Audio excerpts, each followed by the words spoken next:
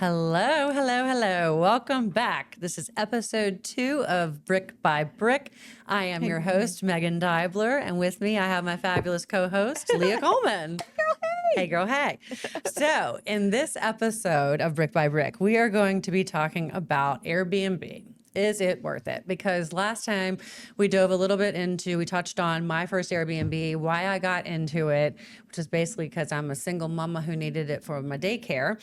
And it went really well. We loved every aspect of it. And, you know, as a previous realtor, I have some experience in all of that. So that's why I love having you here, Leah, because you work with lots of investors and lots of people like me even that are just normal people that want to have Airbnb. So you kind of run the gamut of investors to normal Joe Schmo, which is awesome because I think a lot of us want to know how we can potentially get into Airbnbs, but then are we like, is it worth it anymore? Has that ship sailed? COVID's over. Are people still as flexible? Are they able to get away and travel and work remote? So I think today we'd like to dive a little bit more into the numbers and talk about, is it worth it? So Leah, talk to us a little bit about what you think. Thank you so much. Well, I will not just tell you what I think. I'm going to talk to you a little bit about what I know to be true based on all the calculated risks that we have access to with the websites that we can run analysis on. We will go through a couple different things that will make your property stand out versus your competition. And then I'll even talk about some real testimonies of what came up in my research and these hosts that I've spoken to verify like what were they making, and then we went into some optimization for their listings and their spaces and give them a little facelift and what they ended up making. We got to grow into. That's great. I think people want to know the numbers of what can I get out of it if I put this in and type of deal. So yeah, and then like who's staying in these? You know, I think that's the other question. And then what's the real income going to look like? Exactly. So let's talk a little bit about, there's one specifically that we were talking a little bit about earlier today. This is a duplex that you happen to know the owner of this one. So one cool thing, I love duplexes. I love them because I think they're such a great investment on so many levels, right? Like for somebody starting out first time buyer, this is a tough market, right? So if you could potentially find a multifamily, even if you don't want a short-term rental, you don't want Airbnb, you could long-term rent the other side of that duplex and in many cases cover your entire mortgage, right? Like with the rate of rent these days. Absolutely. Yeah. So I think that's really cool for some of the first-time buyers that are worried about covering that mortgage. But I also think for investment purposes, it's a genius way to really maximize that plot of land. So talk to us a little bit about this one. Absolutely. So this one came up in my search. This is why I'm calling Alex's duplex a standout. Yes. For our market. So she's over in north side of Richmond. And what's really awesome about hers being a standout is she decided to risk listing hers like where you could book it all together. So she's not just a 3-bedroom. So she came up in my 3-bedroom searches. But she's not just a 3-bedroom. She is maybe on each side, but she's sleeping up to 10 guests. Which is awesome. The standout difference of maybe what someone might, expect to generate or project to generate with monetizing their property in this particular way is most the averages for 3-bedrooms were coming up between like $3,500 and $5,200 a month. Hers was saying online that it was pulling over $7,500 a month on average. Wow. So now there are times of the year that would be more peak income earning versus a lower seasonality, lower income earning season. So it could be that when I researched, of course, this was very recent. This was this week when I was putting the research in for the data and messing with the filter on how many you can sleep or how many bedrooms or whatever people had. It wasn't. I mean, it's given me peak numbers, but like I'm not sure what she's looking like in the fall. So, for example, I started helping co-host one in the fall. They were at $3,500 in October. By the time February rolled around, which is the start typically of peak season in Richmond, so February, March. Okay.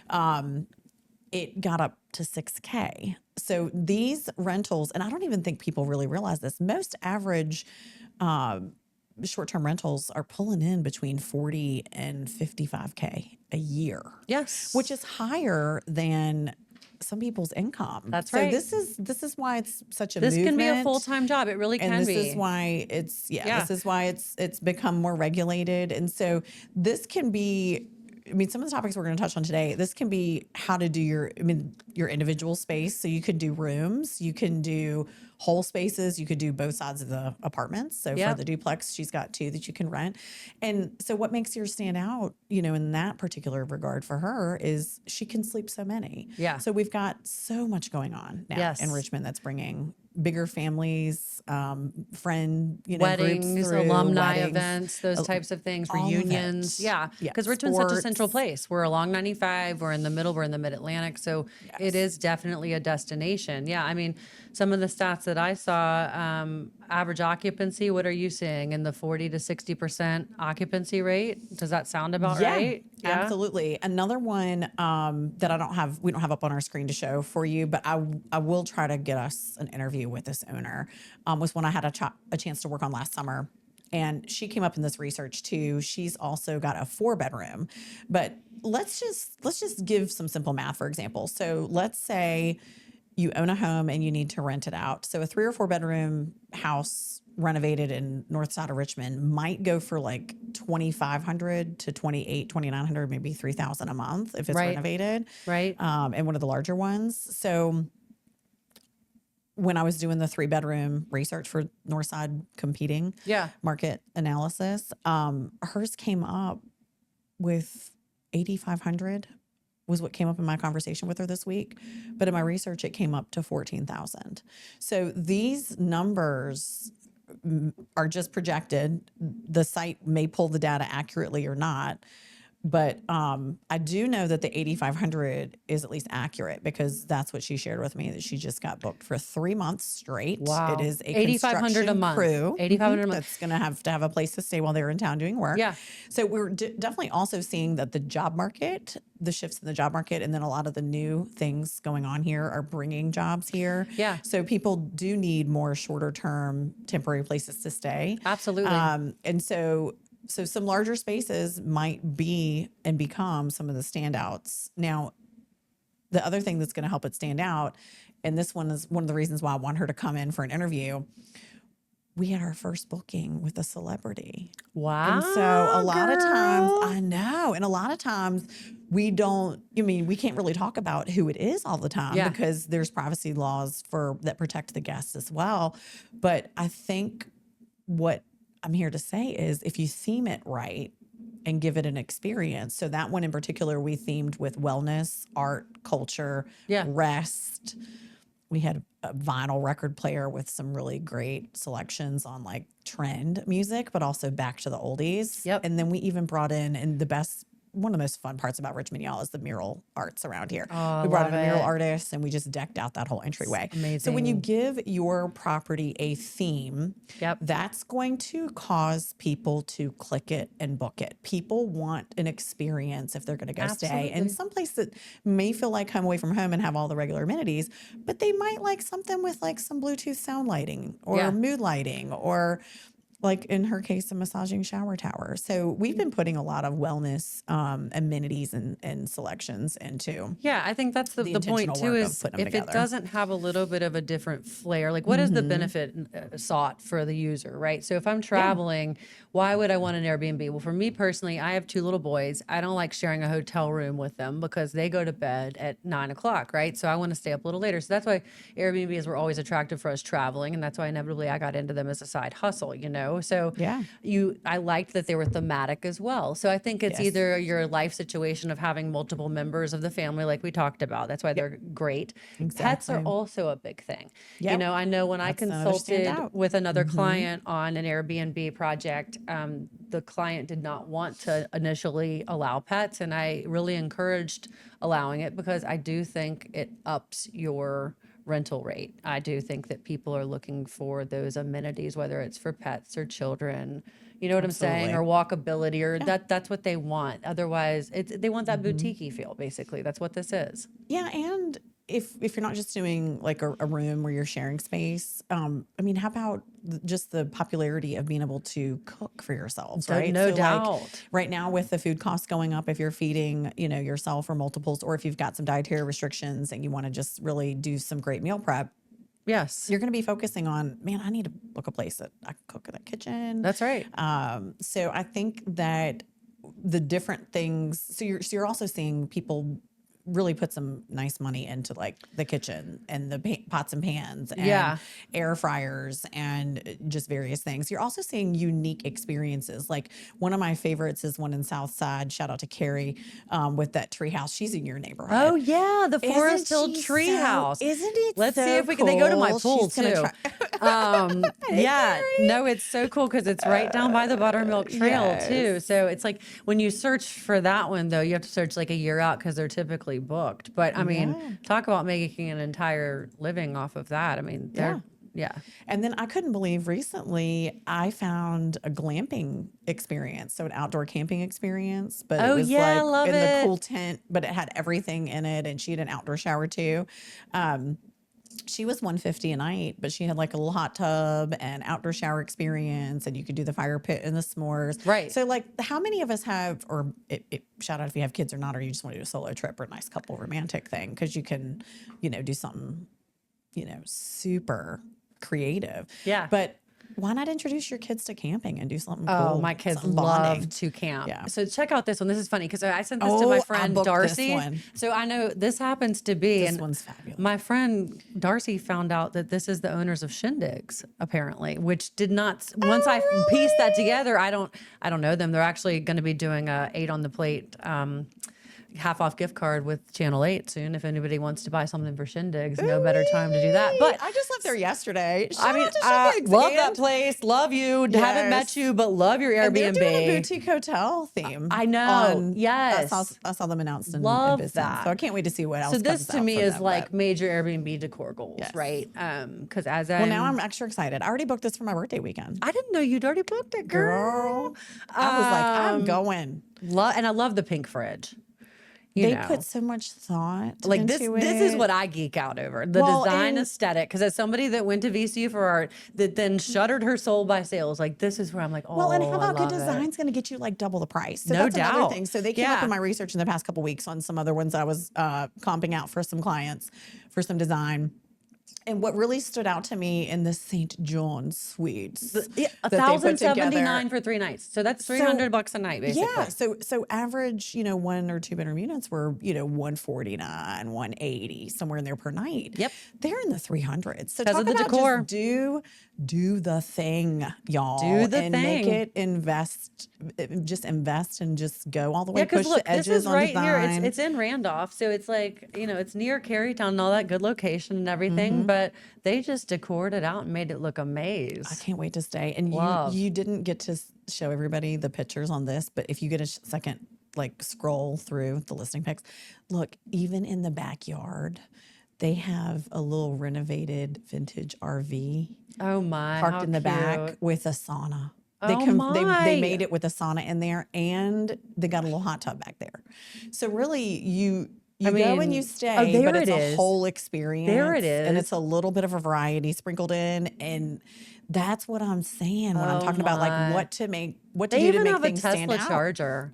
And so I mean, these are the things. These are the reasons. But think about, I mean, they're making, on an annual basis, they're probably making $100,000. Well, and looks like these just opened in the past few months. So I'm not sure if we'd see an annual entire experience. Yeah, they're newer.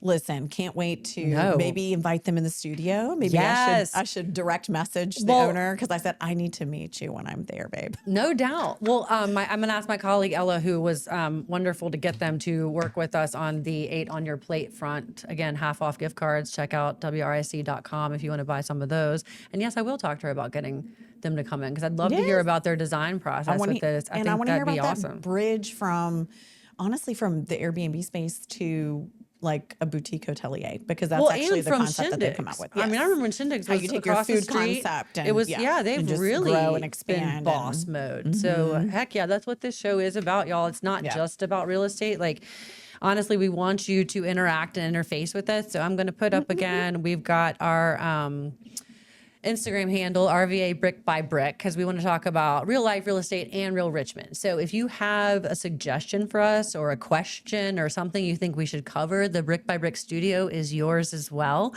So hit us up on Instagram.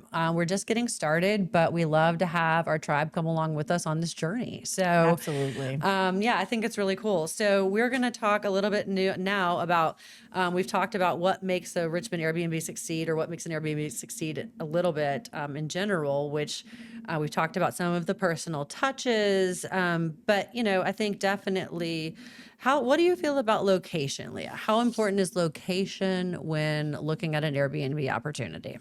So you can look up the address that you plan to do some projections with on any of those Okay. sites that I called out. So, and I want you to try all of them. Look at it on all of them. So Yes. B&B Calc, Okay. airdna.co, airdna.co.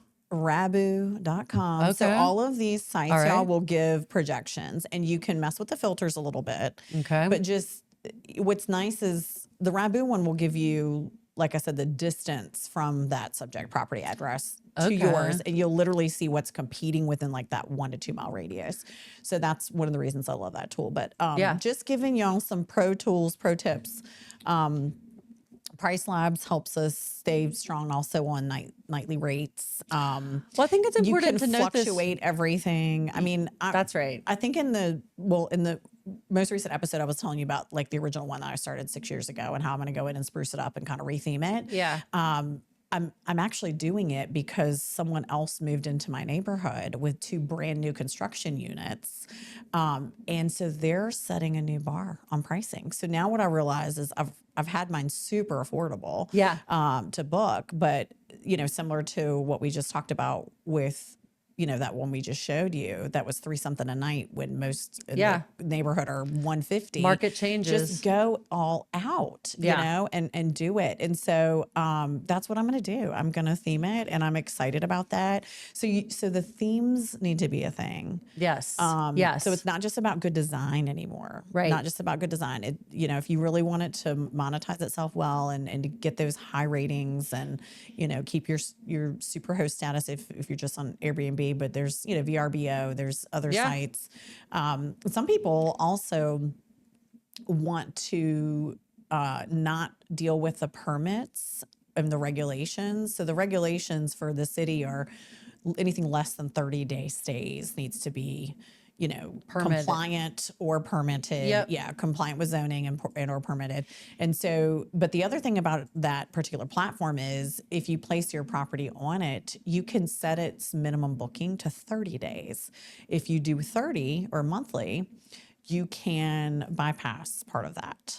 For short-term rentals. For short-term So rentals. Airbnb, you can set your minimum can as 30 set your days. minimum. Yes. Because I've used So Furnished there's different Finder. ways to make it work. Furnished So- Finder is more of a midterm, but yeah, I didn't even think about that on Airbnb. You could set your minimum at 30. That's a smart idea. Yeah. Yeah. And while we have so much happening here in Richmond, I mean, one of the investment meetings that I spoke at last season, I just reminded all of us as locals, like whenever big names that are disruptors like Amazon and Meta, or Lego, these are disruptor brands. When they move to your city and start jobs are coming because of it. I mean, they've now been here a few years. Of course, Lego's the most recent of the 3, but we need to wake up. Well, CoStar is bringing people still continually. They've expanded. Apartments.com. These are national brands. Big companies. I mean, CarMax is still here as the headquartered. Capital One still headquartered here. So we have a lot going on, no doubt. I mean, so people need the travel. They need it to be able to come here and stay and visit family and friends that live here as well. So yeah, and I think talking about this as as it's an idea for income, to grow. I wanted to say that the commercial real estate at VCU webinar that they do seasonally that I plug into, they were saying that we have such a dope pipeline for the next 10 years Yeah. of more things coming. Yeah. They wanted to prepare us all in the residential sector, new construction and everything. It's not going to stop. And so we're seeing a lot of apartment high rises go up too. So just know that each property type does have its own regulation for Yes. zoning. And there's going to be a zoning code. You would find it in your tax record, which is on public record. So Okay. you would want to go right directly to the jurisdiction's website. You can type in your address and then look for the zoning code. Yes. Then you will go look for the ordinance. So you don't necessarily have to have like a real estate professional to find this. This is public record for yourself. Yeah. You can even call the zoning office in your local city or county. So if you're listening, tuning in outside of Richmond, region today, that's exactly how you would find out. Can I do this here at this address? How can I be compliant? So hopefully everybody enjoyed today, just listening to some of the pro tools, pro tips, things to do for things to stand out. And definitely want to make sure that you all are compliant. Yes. That you go through that. Compliance is a big thing. And I think we'll hit more on that. Like we definitely want to branch into ADUs at some point in time. Additional dwelling units. Yes, guys, additional guest dwelling houses, units, guest houses, garages, carriage things about houses, that, whatever. carriage houses, So we'll talk about that a little bit. But again, if you guys have ideas too, please let us know, hit us up. But so we want to do, we are going to make a weekly thing with the brick tip of the week. So our brick tip of the week this week, if you're just getting started, run the numbers with reality in mind. Don't just rely on Zillow or a hunch. Use tools like you just mentioned, airdna.com. We've got the, what was the other one? Rabu that you love. So we've got a lot of these different resources. Definitely do the math.